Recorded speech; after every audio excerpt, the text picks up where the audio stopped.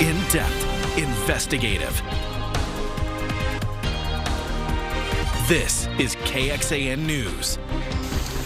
Jumping for joy. That's how we're all feeling with this much-needed rain. A viewer sent us this video of their son enjoying the rain in southwest Austin, as he should. We also have some video sent to us by a viewer in Buda. You can see the gusty winds there making the rain almost look a little sideways. Well, this is all because of Harold. The tropical storm made landfall this morning on Padre Island, that's south of Corpus Christi.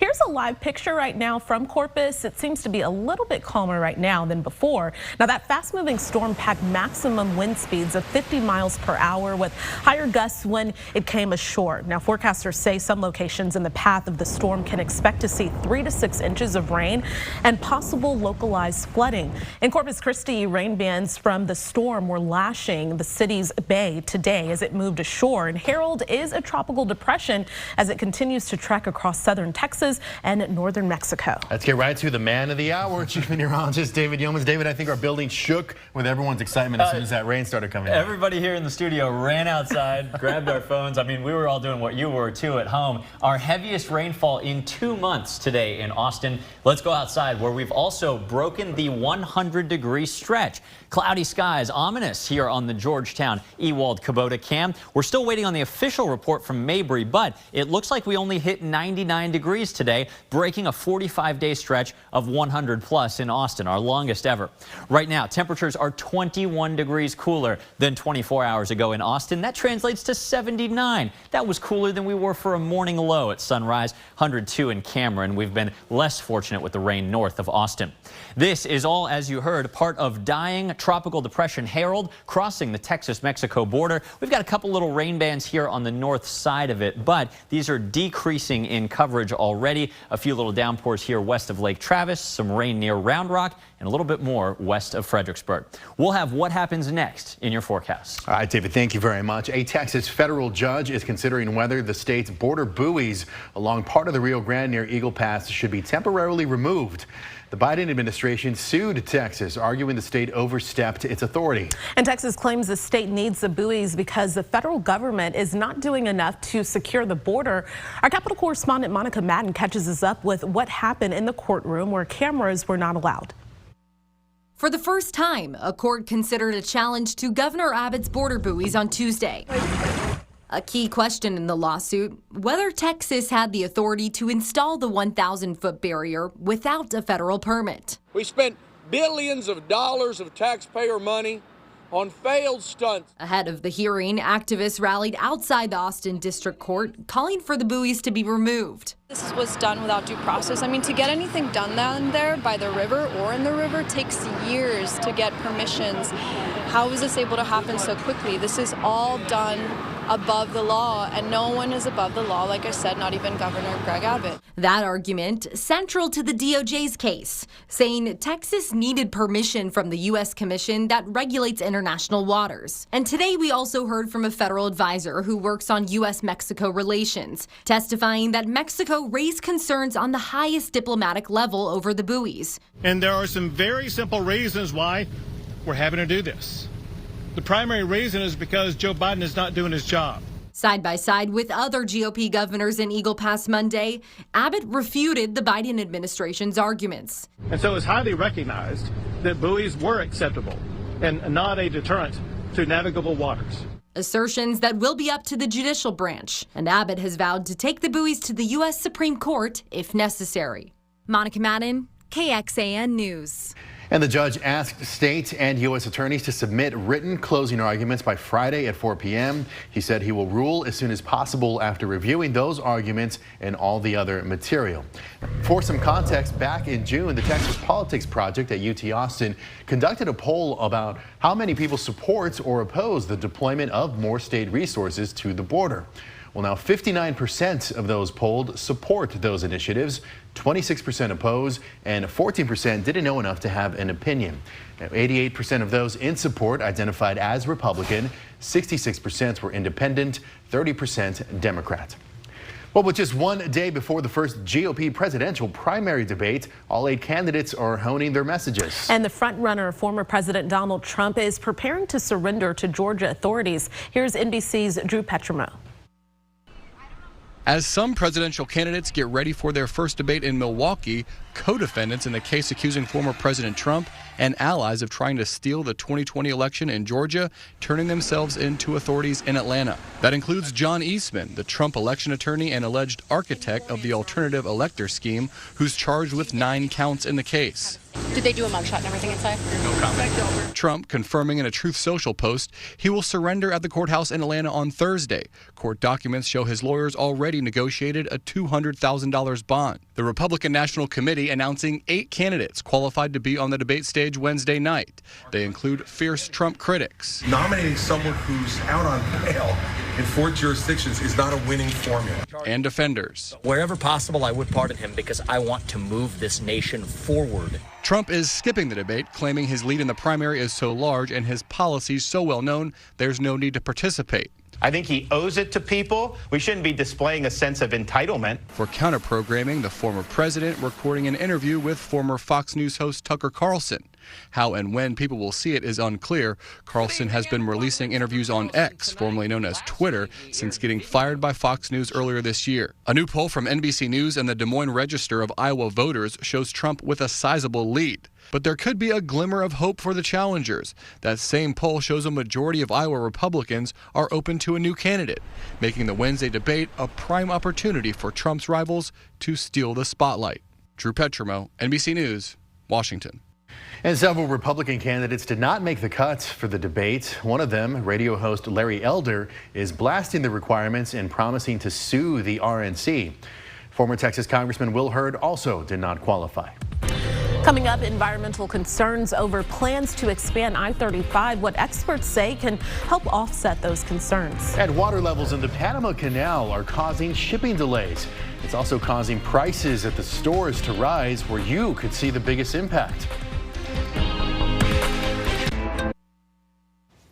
Some local leaders and community groups are raising environmental concerns with the plan to expand I-35 near downtown Austin.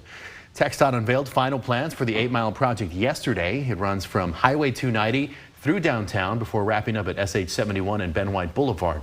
A final environmental impact statement released by TxDOT noted that the project will lead to increases in the greenhouse gas emissions, but officials say these increases are below national standards, and parts of the project, like carpool lanes and bike and pedestrian lanes, will help offset those emissions.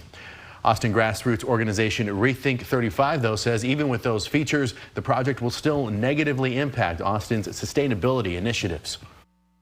Transportation is the biggest source of carbon emissions locally. What are we doing by widening a highway that's just going to worsen it? This is completely unacceptable. And Rethink 35 is exploring possible litigation against the project. Earlier this summer, a TxDOT spokesperson told KXAN the proposal underwent thorough environmental studies and extensive public input. Construction on the project is set to begin next year. Digital reporter Kelsey Thompson breaks down the project details and the local leaders' reactions to the plan online for you right now at KXAN.com. NBC Nightly News is looking into malaria inside the U.S. This week, we learned of a rare case of malaria in Maryland. Now, that's after new cases of the infection in Florida and right here in Texas. These are locally acquired cases, meaning the patient does not have a history of travel outside of the U.S. And tonight, NBC's Tom Costello takes you inside a research center studying the increase in malaria to find out what milder winters have to do with more mosquitoes. Well, we finally did it. We broke Austin's longest heat wave on record. After 45 straight days of triple-digit heat, we only made it to 99 officially at Camp Mabry. Unfortunately, the longest heat wave on record at the airport just got longer. 25 days in a row, they did make it to 100. A live look at radar and where we expect rain through the rest of the evening after this. The Panama Canal is one of the world's most important trading routes, but now a major shipping backlog is causing a ripple effect throughout the supply chain. And as NBC's Vicki Nguyen reports, the delays could bring higher prices right here at home. The Panama Canal, a critical trade route for the U.S., is in the middle of a major traffic jam. More than 130 ships are currently stuck on either side of the canal, with some vessels waiting for weeks to enter. So what's behind the pileup? An ongoing drought and extreme weather conditions that authorities say have no historical precedent. We are managing water resources and waiting for some rainfall to come. The canal is estimated to use triple the amount of water as New York City each day, which means rainfall is key to replenish and operate the waterway. Earlier this month, authorities capped daily transits across the canal to 32 vessels, down from an average of 36 under normal conditions. Most of the ships caught in the backlog are bulk cargo or gas carriers, with many of them headed straight to U.S. ports with popular goods. Most of the things you find at Walmart, Costco, Sam's Club, Target, these ships are so humongous in size that they can be up to 4 or 5 times the length of a football field.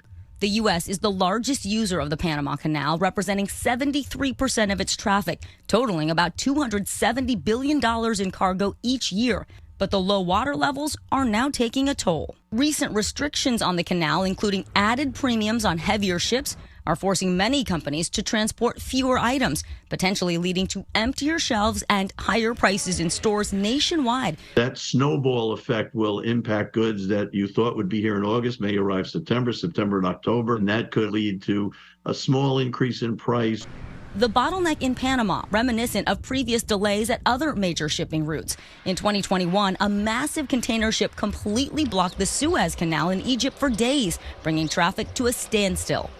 Later that year, an unprecedented supply chain crisis left dozens of vessels waiting to unload their cargo in the busy ports of Los Angeles and Long Beach, right near the holiday season.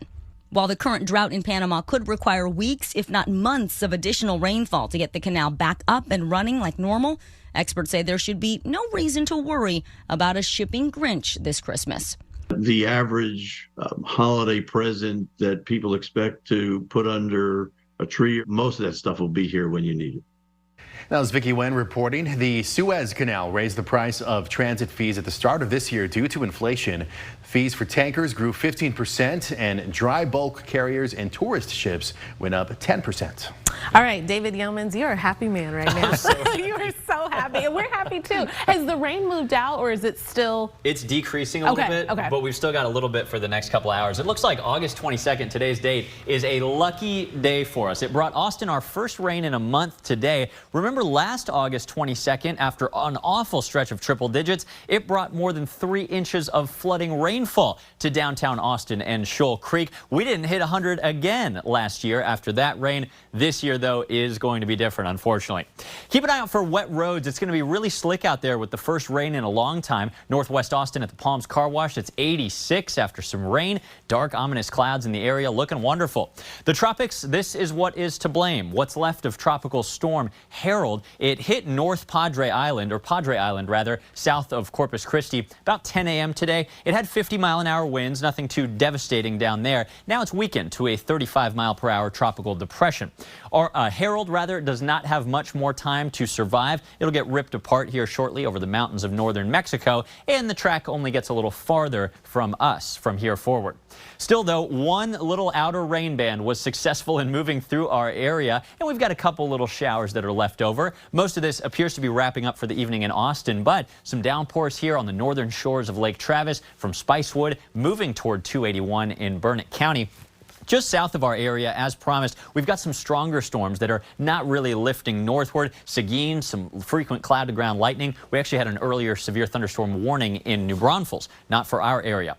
In the rain, we've got gusty winds. This always happens with tropical rain bands. The vertical motion of the rain falling down tends to bring those stronger winds from aloft down to the surface as well. Even where it's not raining, we've got 20 to 30-mile-an-hour gusts. In those storms, we've had gusts stronger than that. The highest rain totals today brings me such great joy to say this. Nearly a ½ inch of rain near Buda and about 1/3 of an inch close to Dripping Springs. Notice some of these other totals over 1/4 of an inch, including Manor and Elgin. Find your rain totals on KXAN.com under the weather tab. New data coming in at 5 p.m. showing just a couple isolated downpours remaining for the next couple of hours. Some of these may be wetting roads in the metro during the evening rush, so be careful out there. After 8 p.m., though, things wind down, and that's about it from this storm system as it dies out to our southwest. Additional rain total is going to be isolated and quite light. What's left of this tropical system is getting steered quickly westward on the periphery of a record-strong heat dome positioned over Kansas. This thing is prompting widespread excessive heat warnings in Chicago, even close to the lake, which has cool water. Temperatures approach 100 tomorrow with a heat index of up to 115. That would be hot by Texas standards. That heat dome, unfortunately, makes its presence felt here again starting tomorrow. Temperatures in Austin tomorrow are back over 100, and they're way over 100 Thursday into the coming weekend. Heat advisories back just like that from 1 until 9 p.m. tomorrow. So be sure to take it easy, especially if you exercise or work outdoors. Tonight's forecast, the winds die down overnight and the rain chance fades. We wake up at 78 tomorrow morning. Partly cloudy tomorrow, no rain expected. A little bit of a breeze with a high temperature back to the heat at 104. 107 would tie a record Thursday, set a record on Friday. And yes, we're back to the heat wave after today, but it's not all totally dry weather. A few slight chances of rain creep back in Friday and early next week. We'll keep you posted on those. All right, David, thank you. 2 world titles have come back to the U.S., one of them to Texas. The track stars bringing home the hardware and the support system, cheering them on. Tonight on News Nation, she went viral for taking her then 5-year-old daughter to a tanning salon. Now, more than a decade later, the tan mom wants to become Florida's newest U.S. senator. Why she thinks she's the best person for the job. Plus, some flight attendants want mandated self-defense training. But shouldn't they be more focused on de-escalating air rage incidents instead? Bill Cunningham weighs in live tonight on Balance. Then on Dan Abrams Live, Sean Spicer previews tomorrow night's GOP debate. Tonight on News Nation. To find News Nation, go to joinnn.com.